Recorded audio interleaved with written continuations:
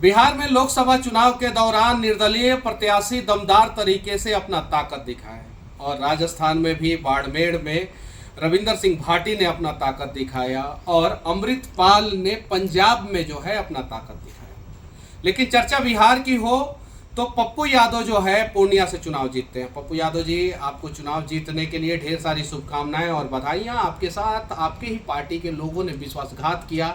राजद ने तो आपके पीठ पे, पेट पे, सर पे जहां भी छुरा घोंपना था वहां पे घोंपा और आपको रोकने का भरपूर प्रयास किया। लेकिन आपने साबित कर दिया कि आप सही थे और आपका निर्णय सही था और आप चुनाव लड़े और आप चुनाव जीते भी। और आप 23,000 वोट से चुनाव जीते और जिसको राजद ने टिकट दिया था वो सिर्फ और सिर्फ 27,000 वोट उनको आया था, सिर्फ 27,120। राजद ने जिसको टिकट दिया उनका जमानत तक जब्त हो गया। पवन सिंह, आप भी चुनाव अच्छे ढंग से लड़े, लेकिन आप जो है दूसरे नंबर पे रहे। और उसके बाद से बक्सर से जो है आनंद मिश्रा जी, वो भी चुनाव अच्छे ढंग से लड़े और इस वजह से जो है बक्सर से मिथिलेश तिवारी जी हार गए। आनंद मिश्रा को जो है 47,000 वोट आया और मिथिलेश तिवारी जी जो है 30,091 वोट से चुनाव हार गए। ये निर्दलीय प्रत्याशी ने सिर्फ और सिर्फ भारतीय जनता पार्टी या एनडीए गठबंधन को नुकसान नहीं पहुंचाया है। इन निर्दलीय प्रत्याशियों ने राजद को भी नुकसान पहुंचाया। पूर्णिया में जो है पप्पू यादव ने राजद को नुकसान पहुंचाया। पवन सिंह के वजह से जो है एक और असर पड़ा। आरा में जो है आरा के जो सांसद आर.के. सिंह जब जाके पवन सिंह के क्षेत्र में बोले थे कि नचनिया बजनिया को वोट क्यों दोगे, तो इसका सेंटिमेंट जो है वो आरा में भी देखने को मिला और बहुत सारे राजपूत वोटर जो है वो आर.के. सिंह से नाराज हो गए। और वहाँ पे जब पवन सिंह चुनाव लड़ रहे थे तो कुशवाहा वोटर भी नाराज हो गए थे और कुशवाहा वोटर जो है लामबद्ध हो गए थे महागठबंधन के तरफ। ये सारी चीज़ें देखने को मिला। इसलिए जो है आप उजियारपुर में जो नित्यानंद राय जी जो है लगभग 3 लाख वोटों से जीतने वाले थे, उनका मार्जिन घट गया। और भी बहुत सारी जगहों पे घट गया, जैसे पूर्वी चंपारण में जो है वो मार्जिन घटा क्योंकि वहाँ से कुशवाहा प्रत्याशी खड़े थे और कुशवाहा वोट जो है वो नेचुरली जो है वो भारतीय जनता पार्टी को वोट करने वाला, मतलब कि एक कास्ट अगर समीकरण देखा जाए तो है। लेकिन निर्दलीय प्रत्याशियों का दमदार तरीके से प्रदर्शन रहा बिहार में और सबसे ज़्यादा चर्चा जो है बिहार में निर्दलीय प्रत्याशियों का हुआ। हालांकि मैं जो है चुनाव नहीं लड़ा और मैं जब चुनाव नहीं लड़ा तो वहाँ पे आपको देखने को मिला कि 1,37,000 वोट से जो है डॉक्टर संजय जायसवाल जी चौथी बार जो है सांसद बने। वहाँ पे अगर मैं चुनाव लड़ता तो वहाँ पे भी कुछ समीकरण जो है तो मैं मोदी जी के लिए, मोदी जी को मजबूत करने के लिए अपना निर्णय लिया कि मुझे चुनाव जो है इस बार नहीं लड़ना चाहिए। और बस मैं हर एक पार्टी से विनती करूंगा, चाहे वो महागठबंधन हो या एनडीए हो, आप जब प्रत्याशी का सिलेक्शन करते हैं तो एक बार ग्राउंड सर्वे आप कराइए, लोगों से आप एक बार पूछिए कि आखिर जो है एग्जैक्ट प्रत्याशी आपके क्षेत्र में कौन से प्रत्याशी जो है फिट बैठेंगे। और ये सबसे बड़ा डेंट जो है, इसका जो है असर जो है सबसे बड़ा, वो आपको उत्तर प्रदेश में देखने को मिला।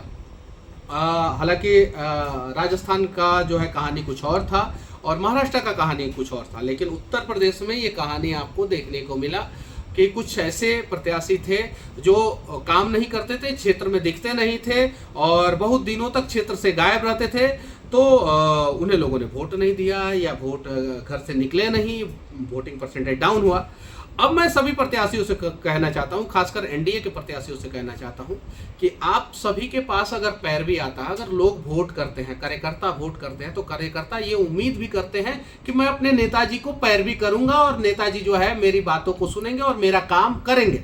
मैं गलत पैरवी को जो है करने के लिए नहीं कह रहा हूं, लेकिन कभी कभी बहुत सारे आपके कार्यकर्ताओं का जेन्युइन कंसर्न होता है, तो उस पर ध्यान देना होगा। और इस बार ना सही 2029 में तो फिर जबरदस्त तरीके से कमबैक करेंगे और चौथी बार फिर से जो है नरेंद्र मोदी जी को 2029 में भी प्रधानमंत्री हम लोग बनाएंगे।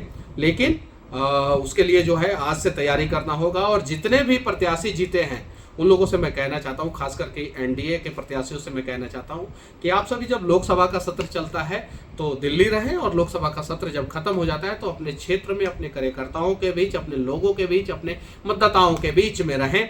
और पप्पू यादव जी, आपसे मैं कहना चाहता हूं कि आपका जितना अपमान जो है आरजेडी ने किया, उससे कहीं लाख गुना ज्यादा अपमान कांग्रेस ने किया।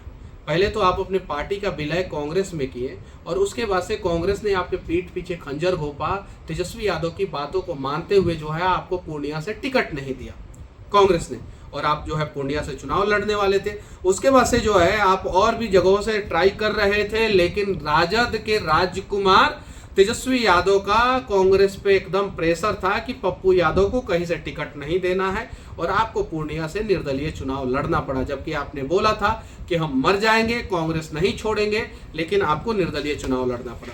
तो मैं आपसे यही कहूंगा कि 5 साल स्वाभिमान के साथ समझौता मत कीजिए, और जिस प्रकार से आप निर्दलीय जीते हैं उस प्रकार से आप निर्दलीय रहिए वहां पे पूर्णिया में, और काम कीजिए। और वरना अगर आपके पीठ पीछे किसी ने खंजर घोंपा है, उसको सबक सिखाइए। जिन जिन लोगों ने आपको धोखा दिया उन लोगों को सबक सिखाइए। पवन सिंह, आप भी अच्छे ढंग से चुनाव लड़े, आनंद मिश्रा जी आप भी अच्छे ढंग से चुनाव लड़े, और इन लोगों का लड़ने का तरीका ही बता रहा है कि आगे चल के जो पार्टियां टिकट देती है वो अब सोचेंगी कि किसको देना है, कौन से प्रत्याशी फिट बैठते हैं, कौन से प्रत्याशी का अपना भी वोट होता है, पार्टी का वोट होता है, प्रत्याशी का भी वोट होता है। तो पार्टी ये देखेगी कि कौन से प्रत्याशी का अपना जेन्युइन वोट है और सबसे ज्यादा वोट है, उनको टिकट दिया जाएगा। वरना इस प्रकार का जो है हादसा जो है किसी भी पार्टी के साथ हो सकता है। और बिहार में जो है गठबंधन और महागठबंधन दोनों जो है निर्दलीय प्रत्याशियों के कारण जो है चुनाव अनेकों सीटों पे हारी है और भुगत भोगी है। आप लोग जो है निर्दलीय प्रत्याशियों के बारे में क्या सोचते हैं, पवन सिंह के बारे में क्या सोचते हैं, पप्पू यादव के बारे में क्या सोचते हैं, आनंद मिश्रा के बारे में क्या सोचते हैं, कमेंट करके जरूर बताना। और बिहार की राजनीति किस करवट बदल रही है इसके बारे में भी आप लोग अपना राय जरूर रखना। जय हिंद।